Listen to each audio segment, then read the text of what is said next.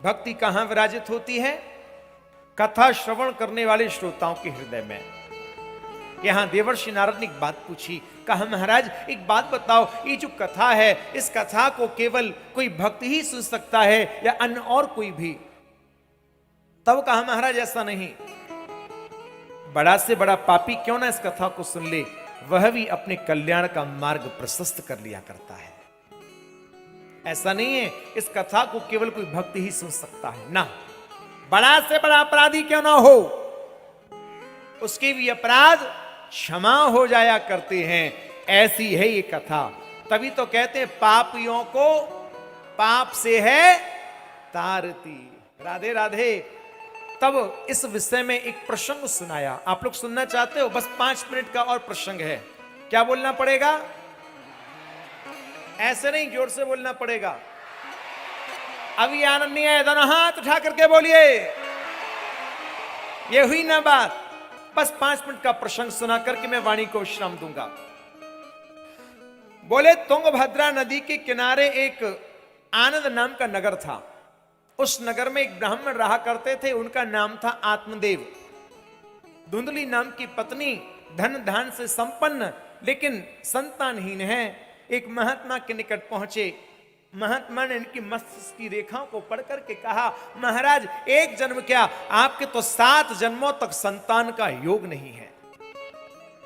दुखी हो गए, ऐसा जीवन जी के क्या करूंगा।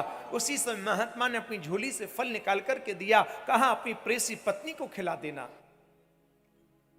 आज फल लेकर के आए, लेकिन यह फल इनकी पत्नी ने ग्रहण नहीं किया। तो यह फल इनकी छोटी बहन के कहने पर आज महाराज गाय, घर के आंगन में बंधी गाय के लिए पान करा दिया, ग्रहण करा दिया, क्योंकि यह संतान नहीं चाहती थी। इसकी छोटी बहन ने भी कह दिया, चिंता मत कर, मेरा दूसरा महीना चल रहा है, समय आने पर जब मेरी संतान होगी ना, मैं चुपचाप कपड़े में लपेट करके लाऊंगी और तुझे सौंप दूंगी। समय पर संतान हुई, यह कपड़े में लपेट करके लाई, धुंधली को सौंप गई। आत्मदेव बड़े प्रसन्न हुए, मेरे यहां संतान हुई, नामकरण होने लगा। धुंधली बोली, देखिए मैं अपने नाम से मिलता जुलता नाम रखूंगी। क्या नाम रखोगी? बोले मेरा नाम है धुंधली और मेरे पुत्र का नाम होगा धुंधकारी। उसी समय, क्योंकि फल तो गाय ने खाया था, गाय ने भी सुंदर बछड़े को जन्म दिया। शरीर मनुष्यों की तरह, कान गाय की तरह, इसलिए इनका नाम पड़ गया गौकर्ण। बहुत बड़े पंडित बने और यह धुंधकारी महनीच निकला।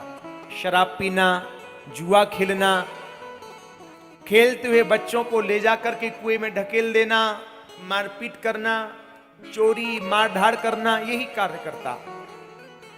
एक दिन अपने पिता से अपशब्द बोले, कहा पिता जी यदि कहीं आपने मुझे धन नहीं दिया ना, तो मैं कुएं में धक्का देकर के मार डालूंगा। तब श्री गोकर्ण जी महाराज पधारे, कहा कौन किसका पुत्र, कौन किसका पिता, संसार में जितने नाते रिश्ते हैं ये सब पैसे के हैं। इसलिए सब कुछ मोह त्याग करके भगवान का भजन करें। भगवान के भजन के लिए चले गए। गोकर्ण जी तीर्थ यात्रा के लिए चले गए। घर में मां बेटे रह गए। एक दिन अपनी मां को भी बहुत पीटा, मां दुखी हो गई, कुएं में कूद करके आत्महत्या कर ली।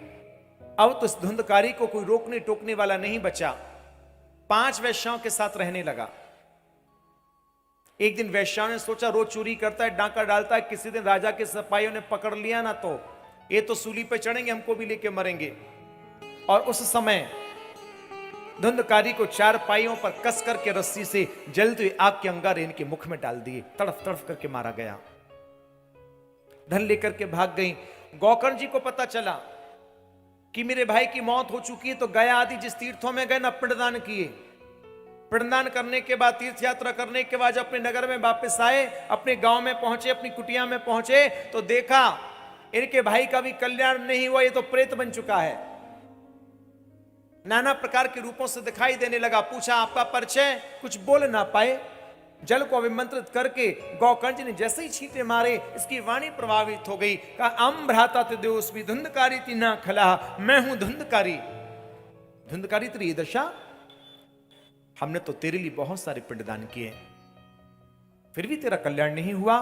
बोले भाई एक क्या हजारों लाखों भी पिंडदान कर दोगे फिर भी मेरा कल्याण नहीं होने वाला। कैसे होगा कल्याण? मैं बहुत कष्ट पा रहा हूं।